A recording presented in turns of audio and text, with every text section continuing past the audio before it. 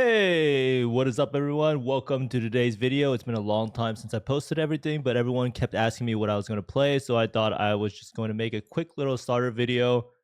Well, I hope it's quick, going over all the changes and basically what I think about the new Ascendancy and Elemental Hit. So the league starter I'm going to be doing is Elemental Hit of the Spectrum Warden. What you're looking at right now is pretty much standard Ele Hit of the Spectrum Deadeye gameplay from lastly, and it is a build that can farm T17s, even though it did kind of get carried by Headhunter buffs lastly. Is definitely capable of killing the bosses in this league without needing to have Magic Find. It is going to be way easier to get the damage and the defenses necessary to kill the boss. So this guy has around 17 Headhunter stacks as it comes to the boss, and let's see, do you think he gets owned by the boss? I'm not really sure. It is kind of slow, TBH. Oh man, this league starter is not looking so good. But with better gear, it should be fine. Right? Well, I hope. Well, maybe with better gear, it'll be fine. But basically, amazing map clear. And sometimes you gotta have a little bit more damage before you do the boss fights. But I showed you that video because this is the perfect explanation for why Elemental of the Hit Spectrum Warden might not be for you, just because it's going to struggle a little bit without gear when you get to T17 bosses. Now, a lot of people ask me, why am I not playing Lightning Strike? I always played Lightning Strike in the past, and Lightning Strike got a huge buff. And I played Lightning Strike last league. I played Lightning Strike Berserker last league, and I truly do believe that T17s aren't the best layouts for Lightning Strike, just because of the elevation change and the tight corridors and the winding pathways. But it's a personal preference. Lightning Strike is a lot tankier than Elemental Hit of the Spectrum. And Elemental Hit of the Spectrum did get around, I think, a 7.7% DPS buff compared to last league. And the league mechanic also provides a huge bonus to projectile builds, as you can see right here. There is the projectiles return to you. And for people who don't know what that does, it effectively doubles your damage. And if you have any sort of far shot, whether it's through the Fledgling Helmet or the Deadeye Node, it is actually going to give you way more damage on the return projectile. No, so it's just like the old Venging Cascade. Now, Warden is the hot new flavor of the month Ascendancy. Well, I guess it's the flavor of the league because it just came out. And this Ascendancy provides unreal amounts of damage that is truly shocking to believe that GGG would give this amount of damage. So what Warden does is it gives you minus 60% on the, what's it called, all resist with the Scorch node, so you can inflict 2 stacks of Scorch. It gives you 80% more damage. I think it's around 10 seconds of uptime, and it costs, so like 10 seconds out of every like 17 or 18 seconds. It gives you 100% increased damage taken from shocks. But you have to attack the enemy 50 times. And it also has one of the best defensive nodes in the game, Oath of Winter, which allows you to freeze any enemy for 2 seconds. At any minimum duration freeze of around 0.3 seconds or higher will always become 2 seconds. And if you don't freeze the enemy, you will keep applying a debuff that gives you more and more freeze duration until you can actually freeze the enemy. So that means that bosses will become frozen.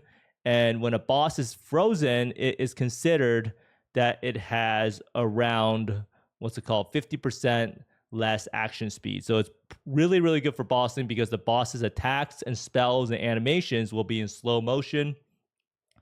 Now, one of the biggest downsides for Warden is that the damage is highly conditional.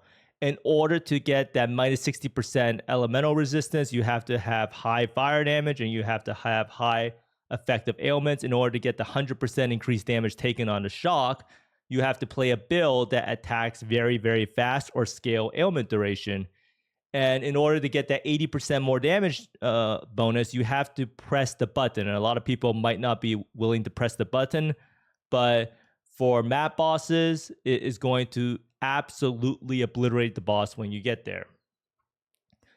Now, there are some big changes to bows. The biggest one yet is that there is no more Berserk for bows. So this means you lose out on the move speed and attack speed multiplier. And that means that bow builds will be moving a lot slower. So you won't have builds that have around like 350% move speed really easily. And you also attack a bit slower. Now, what Rage does now is it gives you a more damage bonus. And we're going to go over a little bit later on about how you get that Rage on a bow build. Now, a lot of that is still kind of up in the air because GGG hasn't been really super clear about the glove implicit for the Rage on hit.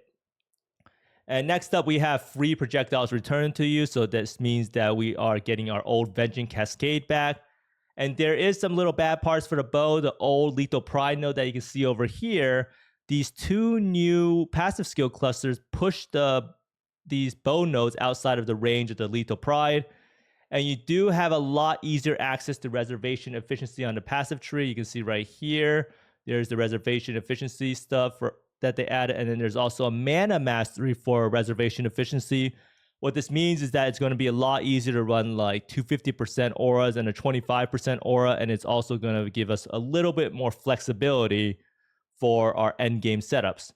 But the biggest change of all is that we no longer need to sacrifice all our gear to use Magic Find. There's no more having to wear Gold Worm, 2 Ventors, and a Greed's Embrace. And this does mean that you'll be able to get way more damage than before. And in softcore, damage is probably one of the best defenses along with freeze. So this means that your character will be more well-rounded and it will do way more damage than ever before. Now, leveling, I did include a little bit of a leveling notes in the POBs. So if you want to go through it, you can also choose to watch Havoc's video where he uses Rain of Arrow or Storm Rain throughout the whole campaign. So basically, TLDR is you start off with Galvanic Arrow and then you go into Rain of Arrows.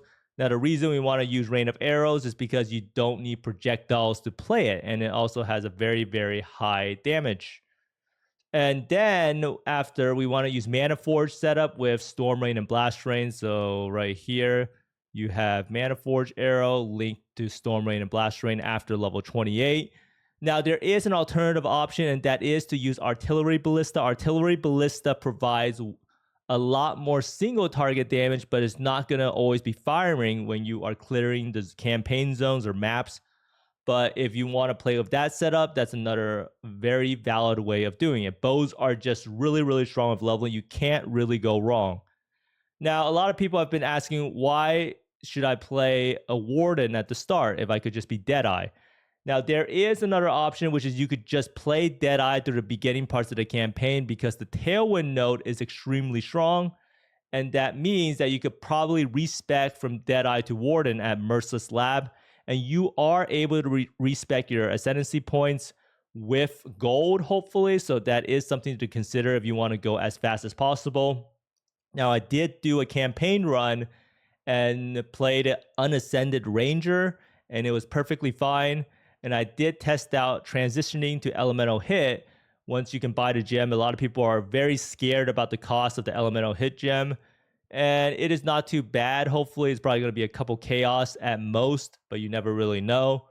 But in order to swap over to Elemental Hit, you kind of want to have the 2 projectiles on the tree. So there's a projectile here, and then the Pierce nodes here, and then you can run Returning Projectiles, Mirage Archer, Elemental Hit of the Spectrum, and Trinity. And those are going to be the best links. So you can go into that setup super, super early on if you want to, or you can finish off the whole campaign with Rain of Arrows. Now, both are perfectly fine. In fact, if you want to play Deadeye all the way through your Void Stones, you could even do that. Both ascendancies you can't really go wrong with. The biggest difference is that Deadeye is just faster movement speed-wise, and it has better clear of the extra projectiles and chain. And Warden just has that defensive layer of having freeze everywhere and just having way more damage on demand. So this build for leveling is definitely going to be a precise technique. We always want to go precise technique and point blank at the start. So we go through here, down here, make sure to get the onslaught nodes. I did a test run and I forgot to take the onslaught nodes, and it was a huge difference. Now, one of the biggest things is spamming your cooldown moves. So I do take the Bow Mastery for cooldown recovery rate, and then this node over here for cooldown recovery rate of movement skills. And what this allows you to do is that you can just spam Blink Arrow and Frost Blink throughout the whole zone, and it is extremely fast for traversing the campaign zones.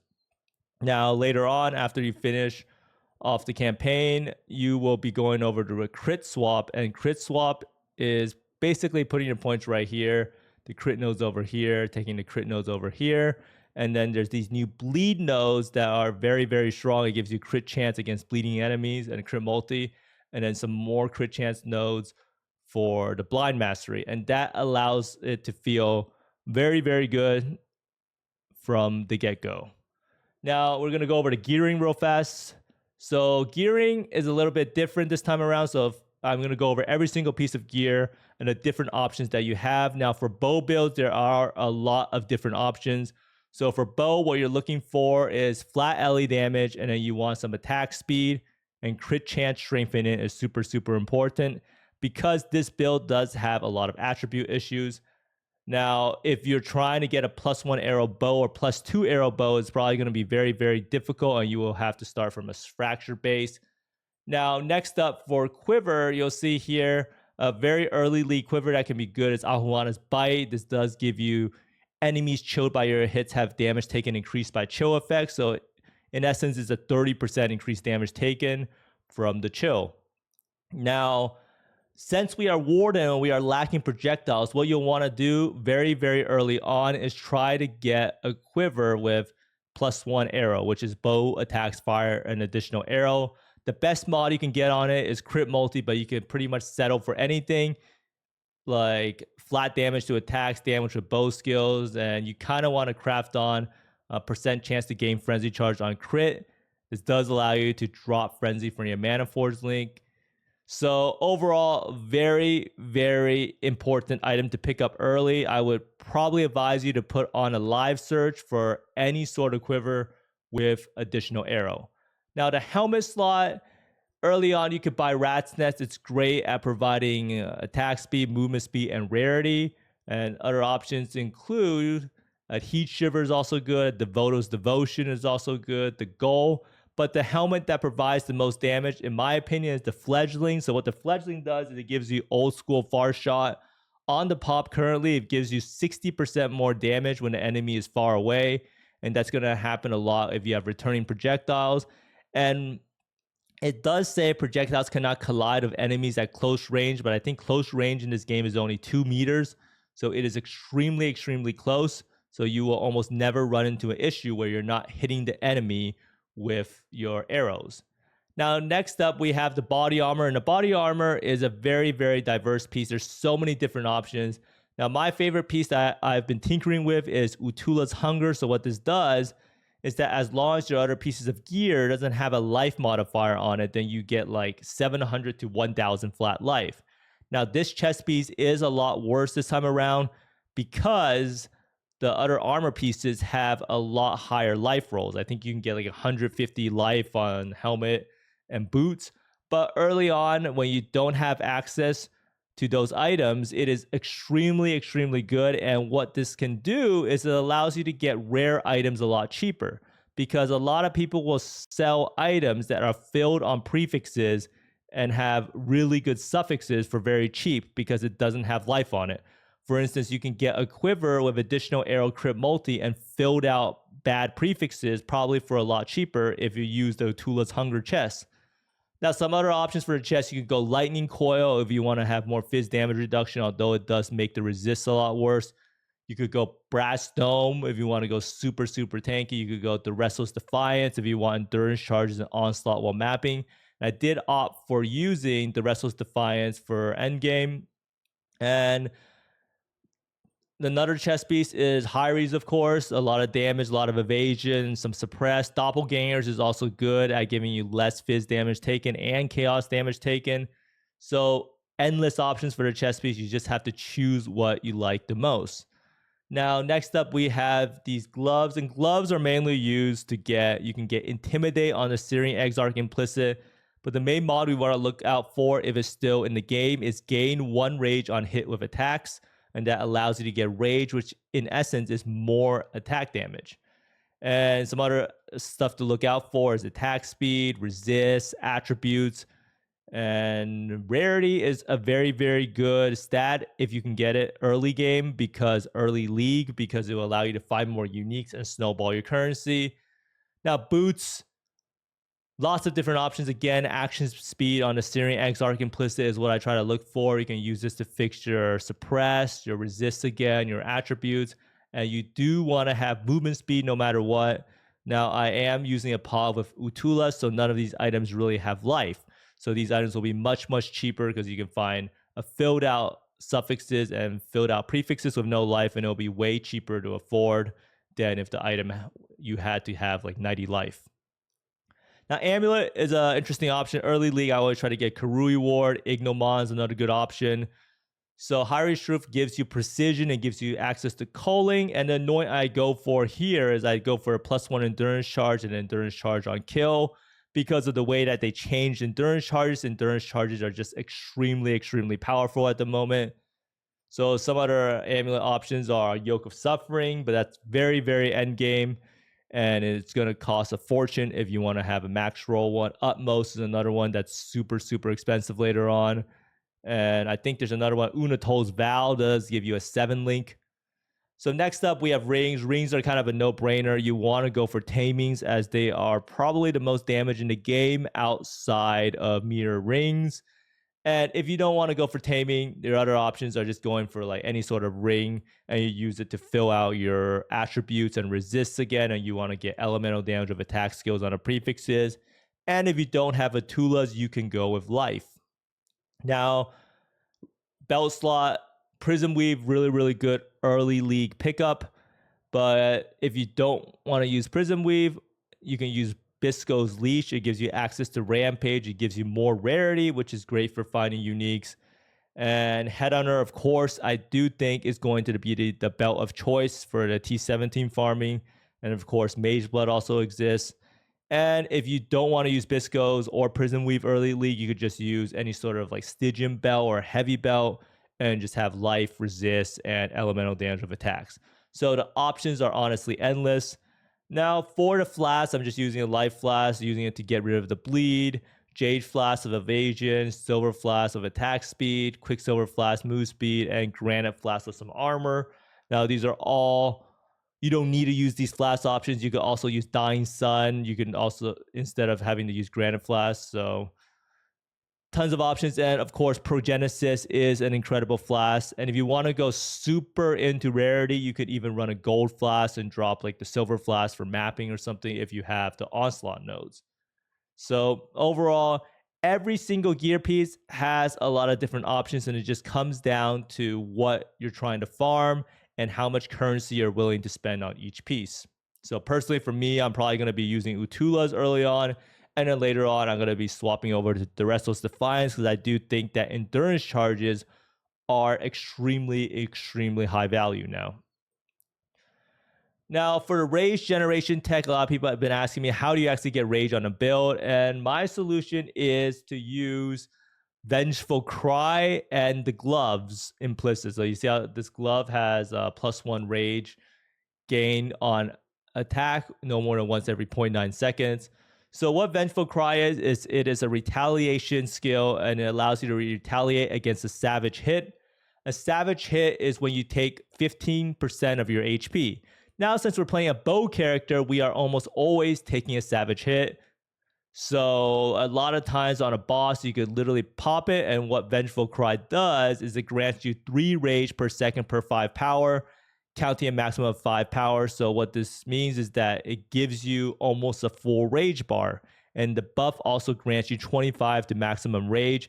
And once you have that maximum rage, you can just maintain it with the glove implicit. Now, a lot of people say that the glove implicit might not work for bow attacks, but we're not really sure about what's going to happen. And we can pop this on bosses and big packs and sustain the rage throughout the mapping experience. But there is one downside to this, is that this does have a cast time right here. It's 0.8 seconds. This is definitely one of those things where we'll have to try it out to see how it feels before we can say for sure if we're going to use it or not. Now, overall, LA Hit has been done many times in the past. You can play this build on Deadeye, or you can play it on Warden. Now, I'm only doing Warden this time because it is the newer Ascendancy, and it should be a blast. Now, this is a squishier option than Lightning Strike. A lot of people ask me, what are the differences between LA Hit and Lightning Strike? And Lightning Strike has Fortify, it has life gain on hit implicit with the claws, and it has Elusive, which gives you a chance to avoid all damage, and then it also has block. So overall, Lightning Strike has a way more defensive layers, but the clear for bows is just way, way better. I played both builds in the past last league, and I do say that Lightning Strike probably clears the map like 20 to 30% slower than a bow build. And it is really hard to overstate how much better range clear is in maps than melee, especially in the bad layout maps. Now, Lightning Strike, of course, is amazing in wide open maps like Dunes or Jungle Valley, but on the T17 maps and bad layout maps, it is kind of frustrating to play. Now, defenses for bow builds are a little bit worse, but I do think that the freeze node from Warden should be insane for both mapping and bossing. Basically, from the way the node works, it seems like as long as you hit any mob in the map, it should get frozen for 2 seconds. And if you don't freeze it immediately, it will be frozen shortly thereafter. And also for bossing, having that 50% chill should make a huge, huge difference. And there's even this freeze mastery that I didn't take on a tree. But if you do bossing, enemies permanently take 5% increased damage for each second they've ever been frozen by you. So if you freeze the enemy for 10 seconds, they're actually going to be taking 50% increased damage taken. So overall, extremely, extremely strong Ascendancy. And it really depends on how that freeze node feels to play. Now, you could eventually swap back to Deadeye. I do think that Deadeye might be the play late game when you have infinite damage, because Warden does provide you with just mainly pure damage and that freeze node. And you could potentially steal one of the Warden's nodes, whether it's the freeze node or the shock node on Deadeye. And then you can get the best of both worlds, where you have the clear speed from Deadeye and the one OP node on Warden. Or you can do it the other way around. You could also steal the projectiles on Deadeye, or you could steal Ricochet, or you could steal Tailwind. So overall, I do think that LA hit of the Warden, elemental hit of the Spectrum Warden is a great league starter. I mean, it's been done time and time again. And bows are, in my opinion, just a bit faster than melee. Even with the melee buffs, you can't really beat the speed of light. But thanks for watching, everyone. Let me know down in the comments below what league starter you'll be doing, and if you want to see more videos in the future. But thanks for watching, everyone, and see you next time. Bye.